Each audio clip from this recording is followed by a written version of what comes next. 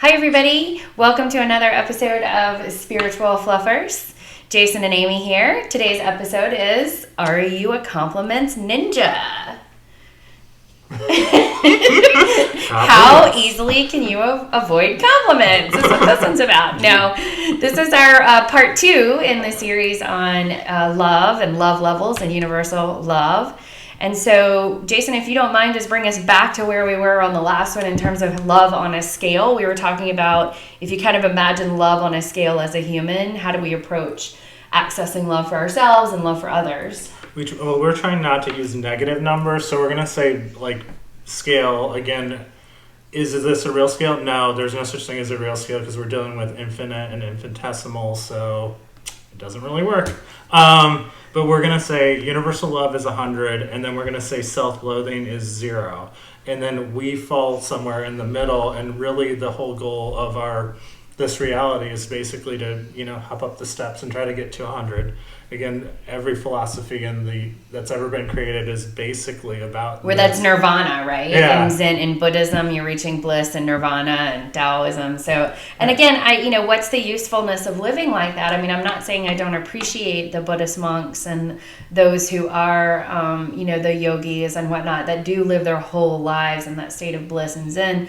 I believe they are actually grounding that type of energy for us here on the planet, and I'm thankful for them. But most of us are not going to live in a cave or in an ashram or a temple in Tibet. But I feel like you don't need to do that anymore. I mean, I feel like there was a needful use for that to say, look, because you need to have contrast, and you need to have those people to say, look at the world differently. Not that what you're doing is bad, but look at it differently. And those people really who gave up material needs, gave up everything, and said, nope. Yeah, that's what they were doing. They were just trying to contrast our materialistic reality. Right. So now that we understand the scale again about sort of from self-loathing all the way to this sense of bliss and nirvana and universal unconditional love, how do we know where our love levels are? As any average person, how do I know where my love level is? How do I know even how to determine what my love level is? So we developed a fun exercise of can you take a compliment? Okay. Oh my God. I told you the one story though where I told the woman how to actually take a compliment, and then she ran to the bathroom crying because she had never actually experienced one. No. I was like, my bad. Sorry. I gotta go. And then I left them. So how is telling someone how to take a compliment, help me understand how taking compliments or receiving compliments is related to how much I love myself.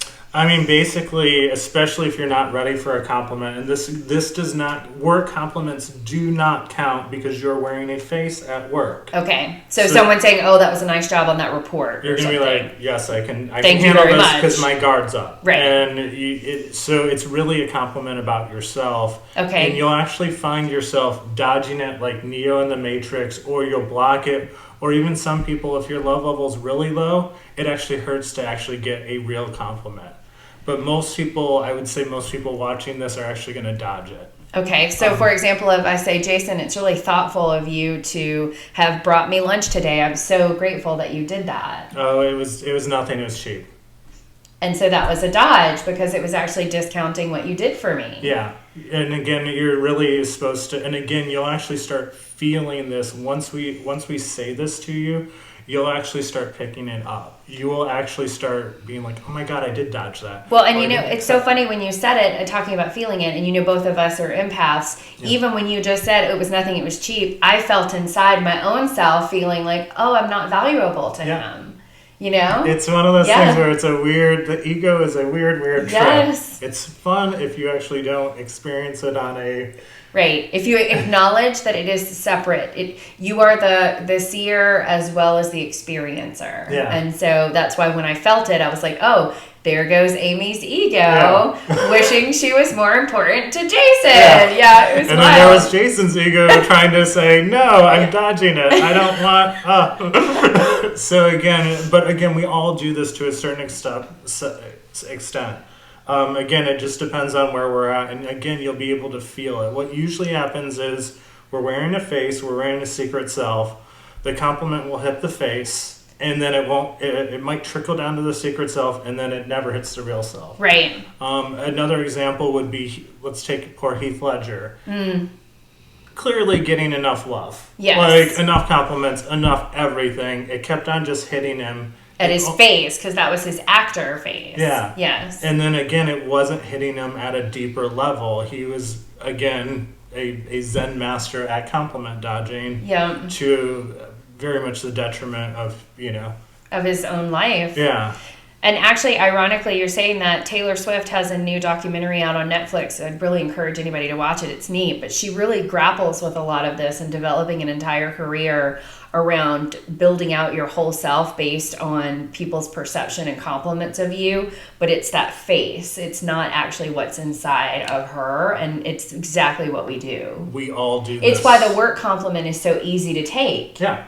Oh, sure, no problem. Of course it was. It's what I created, and it's super easy. Oh, right. No, don't give me a real compliment. Like, don't break into this shell or this barrier that I've created. So thinking about the example, so those of you out there who are watching us, think about the next time you have a compliment, someone gives you a compliment about yourself, your personal self, some characteristic of you as a human and not sort of what you've accomplished in work or honestly even like cleaning the house or something along those lines, but an actual compliment about who you are as a human. Then think about, like, stop for a moment and recognize how are you reacting to it. What's your immediate reaction before you filter it, now that you've watched this and are listening to this with us, and then actually filter it and see how hard it is to accept the compliment and to graciously say thank you and actually feel that compliment coming into you. And the level of difficulty that you're facing when you go through that process is actually telling you where your love level is. Yep.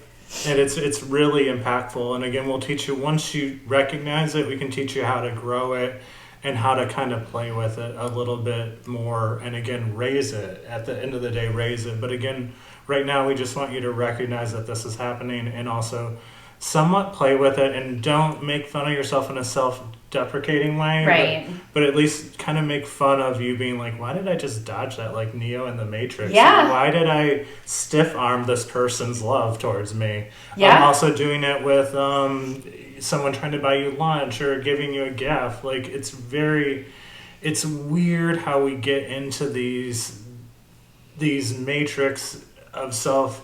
Again, we don't even recognize we're doing it. It's like the mountains.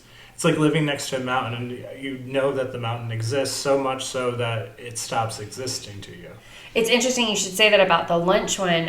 If I am in a business setting and a colleague offers to buy lunch, it's easier for me to say thank you for that than if I'm with a friend and we're sharing and someone says, oh, let me grab lunch for you. I'm like, oh, no, let me get my own. And I remember I had a good friend a long, long time ago who said, you don't get to determine where I give gifts. Yeah, it's amazing. And I was like, oh, and until we started doing this, I never realized that person was giving a gift to me and I was refusing a gift because I don't believe I deserve a gift. Well, and in Asian cultures, it's super offensive to deny it.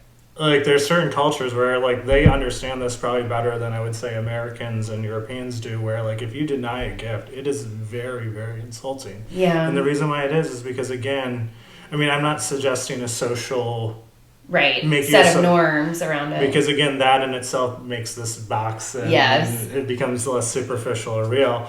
But, yeah, again, it's one of those things where the reason why they created it was, no, I give you this so your guard can come down and I can actually have a real relationship with you and you can have a real relationship with me. If you keep on stiff-arming me, you're not going to have a real relationship with yourself or with other people. Yeah. So, again, like...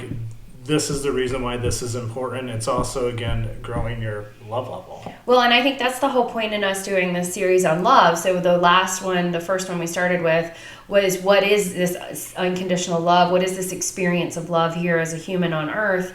And where do we, how do we fit in it? What's the purpose of it? So if our purpose in our incarnation in this lifetime is to try to connect with love, whether it's divine source love or God or Allah or whomever, however you want to call it, and or others, just connecting in love with others, if that's the point, then you really need to think about where your own love level is in order to figure out what you might need to work on in your meditation, in your own time, whether you're out walking or even spending time with friends, being cognizant of how you're receiving the gift of someone offering you lunch or the gift of someone offering you a compliment.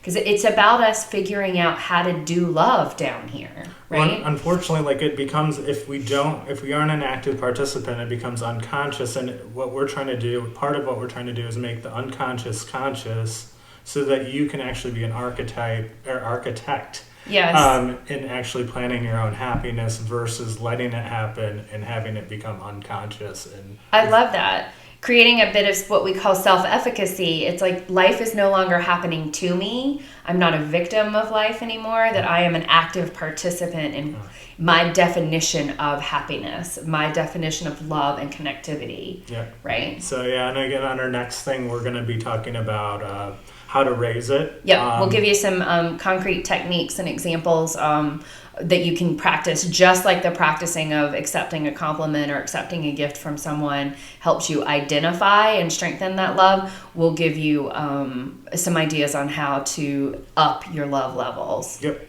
I think that's perfect. Sweet. Thank you so much for listening to us today and being with us. Make sure and go to the website, spiritualfluffers.love. Make sure and make any comments below. It would be great if you have any other sort of thoughts and ideas about compliment dodging or any other ways that you've denied people's gifts or thoughts about you. We'd love to hear that. And make sure and give us a thumbs up if you're liking the videos and subscribe. Thank you.